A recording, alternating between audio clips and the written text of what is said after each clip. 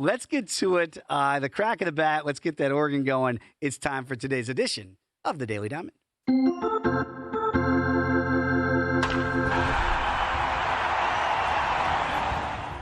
Did we determine, if you're watching on FanDuel Sports Network, who the guy is, the animated pitcher is? Was it Nolan Ryan? Was it Paul Skenes? Do we have an idea of who we guess that delivery is?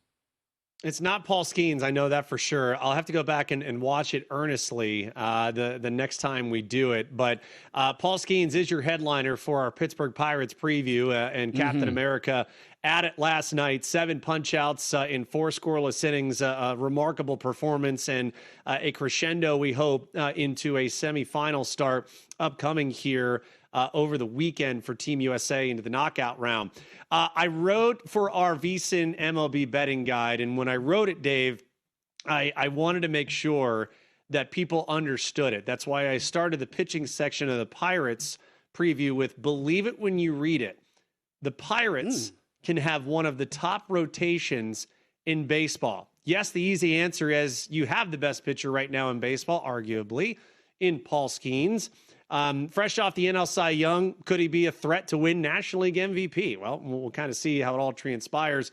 That would necessitate the Pirates actually contending not only for a playoff spot, but dare I say, for the National League Central. I don't know if I want to get that far yet, but when you run out Skenes, Mitch Keller, Braxton Ashcraft, Bubba Chandler, the free agent signing of Jose Urquidy, I think a little under the radar, but could provide immense amount of return on a buy low option. Back end of the bullpen additions, getting Gregory Soto as a free agent, as you well know, from the New York Mets. He will set up for Dennis Santana, who took over closing duties from David Bednar after the trade to the New York Yankees. Mason Montgomery coming over in a 3-team deal, left-handed setup man. Brandon Lowe was the big ticket item there when that 3-team trade involving the Tampa Bay Rays was cemented. And Dave, this is finally a Pirate lineup that might have more cannonballs loaded in the cannon than what we've seen from the league's worst offense statistically last year. O'Neal Cruz has been swinging the bat absolutely spectacularly for the Dominican Republic here in the World Baseball Classic. That's a great omen for this group. But now, Dave, when I look at this lineup, and I'll get your initial thoughts on it, they did try and swing for the fences on Kyle Schwarber. I don't think we in the industry thought that that was going to be something viable. But you go out and get Lowe, a left-handed power bat.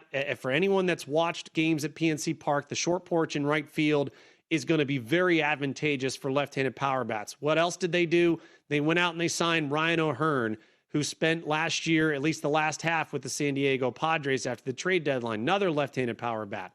Marcell Ozuna was out there forever, free agent signing in February.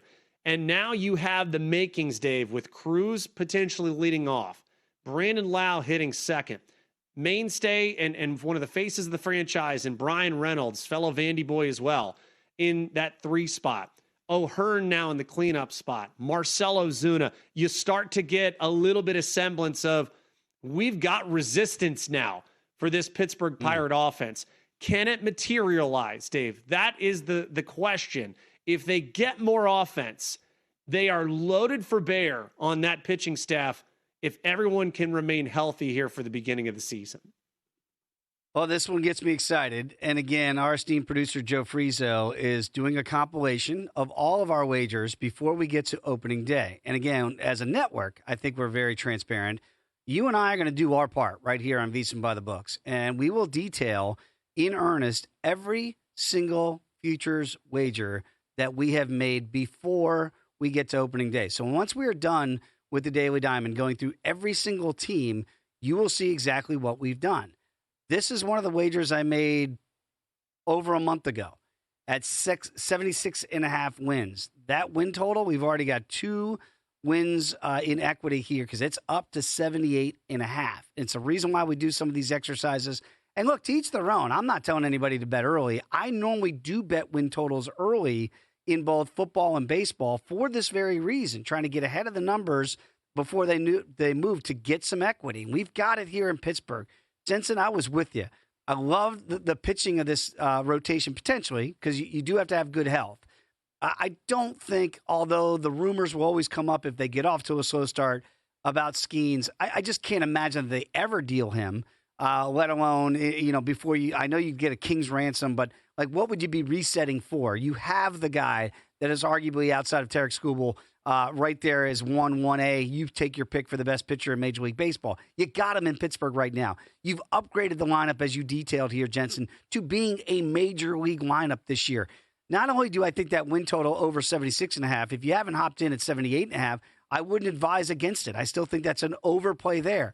To be viable to win the division at 6-1, Jensen, remember this was a 71-win team last year without a professional lineup, without depth to the rotation. So is that worth 10 wins? I believe it could be. If you can get into the mid-80s in this division, is that good enough potentially to challenge at 6-1 in the Central? Oh, I think they're a viable playoff contender if that happens. And this all sets the stage, too. And I don't want to bury the lead, but you're looking at one of the top odds options in the National League Rookie of the Year market in Konnor Griffin. The number one prospect in all of baseball is really pushing hard for Don Kelly, the manager there now in Pittsburgh, taking over for Derek Shelton last year in May. There has been a lot of smoke around Konnor Griffin potentially making this opening day roster. Even if that's not the case, I can't imagine that he is held down at AAA Indianapolis for far too long. It would end up being one of those situations where they would bring him up once they have that extra year of service time control with the club. But I wrote in our MLB betting guide way back when, Konnor Griffin wins NL Rookie of the Year and the Pirates make the playoffs. That was my bold take for the Pittsburgh Pirates. And this was even before we saw Konnor Griffin start the way he did in spring training. Now, this is also a division, when we handicap it overall, Dave, you have to give credit where it's due. I don't know if anyone saw the Brewers winning the most games in the regular season last year. I had picked them to win the Central. I did not expect them to be that pace car there for the regular season. Remember the Cubs, even with the injury issues they had last year, still won 92 games. And I would gather, and I would even posture, that the Cubs had as one of the better off seasons, if not one of the best off seasons in all of baseball, getting Alex Bregman as the marquee signee on the position player side. They, under the cover of night, made some of the best bullpen additions to lengthen out. And remember, they also made a big trade with the Marlins, getting Edward Cabrera. They had to give up one of their big prospects in Owen Casey to do it. But I think the Pirates, I don't see them finishing in the basement. Remember also last year, we had a handful of these teams go worst to first. The Toronto Blue Jays, great example in the American League East. They end up winning the division last year after finishing in the cellar just 2 years ago. Not saying the Pirates do that here in the National League Central, but I don't think that at this win total, even up, I think it was 76.5 when we wrote the betting guide, up to 78.5 in some spots. They got a real shot to finish above 500 for the first time in what feels like forever. I wonder if it's going to be a four-horse race. If the Reds are going to be up there with them, and with the Brewers, can they have the staying power? The Cubs, we do believe, would be there, as you mentioned, even with the injuries. But yeah, we've already got 2 wins to the good here in the equity department, up from 76.5 to 78.5.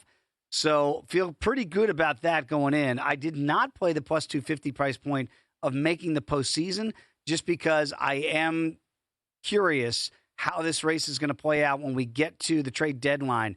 Who makes moves to stay in the race? Who stands pat? But I do like the moves that they've made in the offseason, certainly upgrading that lineup. It should be better days for the Jolly Roger this year in Pittsburgh.